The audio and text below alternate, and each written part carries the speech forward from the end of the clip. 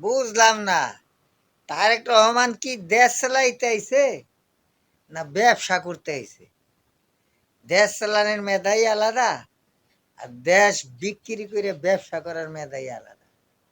ওনার কোনো বাপ কায়দা তো বুঝতেছি না। ওই দেশটারে ধ্বংসের পথে নিয়ে যাইতেছে।